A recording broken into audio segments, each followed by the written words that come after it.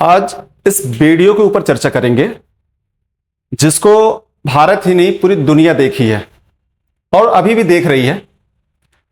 और इसी कारण ये जो है टॉप स्टोरी का हिस्सा है। ये चाहे सोशल मीडिया खोलिए या फिर आप पेपर कुछ भी आप देखेंगे, कहीं भी स्क्रॉल एक बार करेंगे तो ये खबरें आ जाएंगी सामने। अब ये नेताजी की हरकतें हैं क्या, बात समझिए पूरी।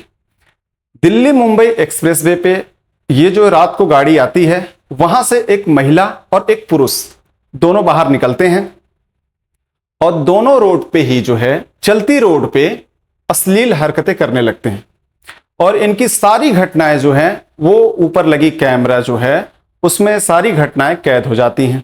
कैद होने के बाद इनके ऊपर वहां के जो कर्मचारी थे, बाद में इनसे संपर्क किया और संपर्क करके इनको ब्लैकमेलिंग करने का प्रयास किया। ये कहना नेताजी का है कि जिसने वीडियो ये सारी चीजें वो देख रहा था या जिसने वीडियो ये निकाल के वायरल किया है, उसने पहले नेताजी से संपर्क किया, आप पैसे इतने दे दीजिए। नेताजी से मोटा रकम मांगा गया लेकिन ये मना कर दिए। उससे भी कम आते आते कम से कम मांग हुई कि अब कुछ भी तो दे दो, लेकिन ये नेताजी सोचे कि अब इतना कम आ गया तो अब क्या कर लेगा ये। इन्होंने क्या किया, इन्होंने मना कर दिया और फिर जाके ये वीडियो वायरल हो गई। और वायरल होने के कारण पूरी दुनिया में ये वायरल हो गए। इनका नाम मोहनलाल धाकड़ है, ये मंदसौर के हैं। और ये वीडियो देखने के बाद ही जब ये वीडियो वायरल हो गई, तेजी से सबके जानकारी में आ गई, तो इन साहब को फिर क्या किया गया, इनको गिरफ्तार कर लिया गया। गिरफ्तार किए लेकिन वो बहुत जल्द ही छूट गए, एक ही दिन में वो छूट गए। अब जब वो छूट गए कि वो वायरल वीडियो करने वाला जो व्यक्ति है वो कौन है, वो कहां रह रहा। हालांकि खबर तो ये भी आ रही है कि जिन्होंने इनसे संपर्क साधा था और जो वीडियो वायरल किया है उसको कार्रवाई करके उसको वहां से निकाल दिया गया है, कार्य से उसको बाहर का रास्ता दिखा दिया गया है। उनके ऊपर तो कार्रवाई हो गई, बड़ी कार्रवाई हुई है। जबकि नेताजी एक ही दिन में छूट के आ गए साहब, जिसकी चर्चा पूरी दुनिया में है कि ऐसी हरकतें करने के बाद भी ये नेता इतना जल्दी कैसे छूट गया।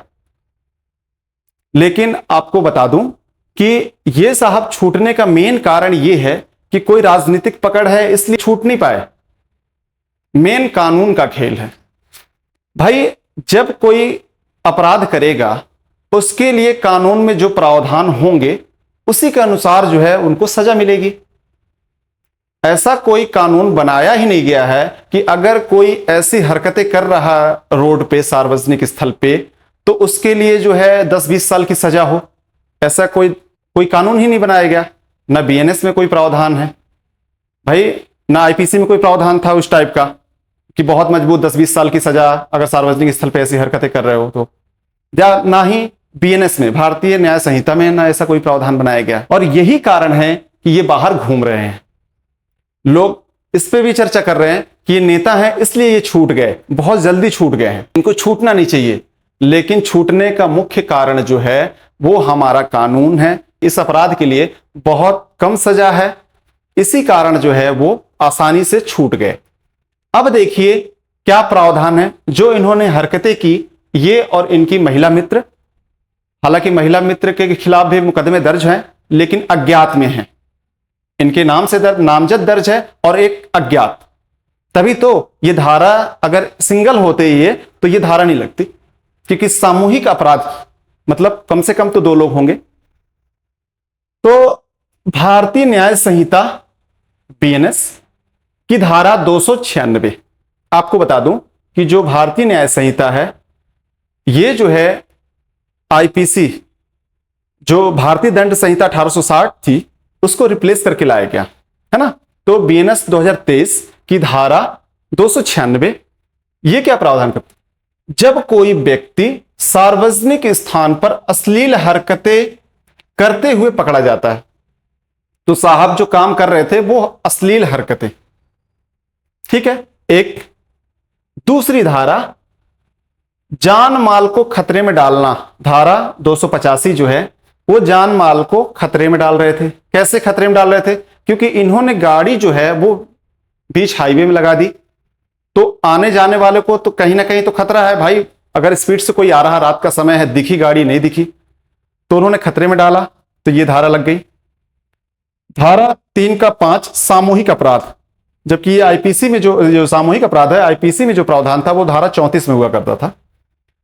तो धारा 3 का 5 जो है सामूहिक अपराध, तो एक ये और दूसरा जो है वो महिला मित्र, तो 2 लोग हो गए, तो वो सामूहिक अपराध है।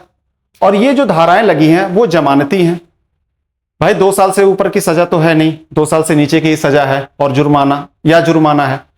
तो कहीं ना कहीं जो है वो ये धारा जो है इनके बाहर निकलने का कारण है।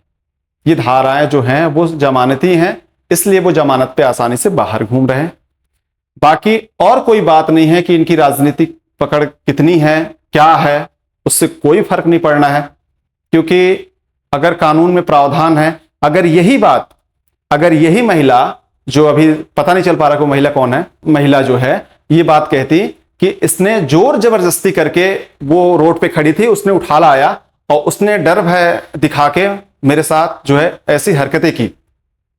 वीडियो में हालांकि उसका सहयोग दिख रहा है, लेकिन अगर वो कहती कि वो जो है मैं भय के कारण वो जैसा कहता रहा मैं वैसा करती रही, तो उसके खिलाफ जो मुकदमे बनते, वो अपहरण और रेप के जो मुकदमे बनते, तो बाहर आना बहुत कठिन काम हो जाता।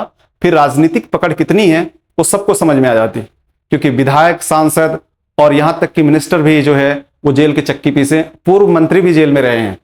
तो कोई ये ना भूले कि कानून जो है, कोई नेता है तो बहुत बड़ा, बहुत मतलब कि बहुत आसानी से छूट सकता है। तो आप लोग इसी भारत में देखे होंगे कि पूर्व मुख्यमंत्री भी जेल में जा चुके हैं। कई अभी तो ताजा ही आप लोग देखे होंगे, मैं नाम नहीं लूंगा, कई मुख्यमंत्री, एक मुख्यमंत्री नहीं, कई मुख्यमंत्री जो जेल की हवा खा चुके। तो फिर ये कहां के नेता, मतलब कितने पावरफुल हैं। तो कुल मिला के जो अपराध है वो जमानती है, इसलिए साहब छूट गए।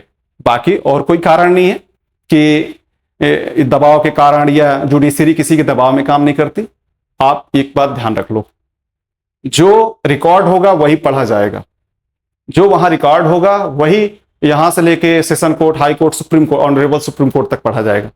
और उसी के आधार पे जो है वो सजा और दोष मुक्त होते हैं, है ना। तो कोई ये सोचे कि दबाव देके कोई काम, ये सारी चीजें हो जाए, तो नहीं है। धाराएं जमानती थी, इसलिए जमानत पे बाहर हैं वो, बाकी कोई बात नहीं। इस वीडियो में सिर्फ इतना ही। धन्यवाद।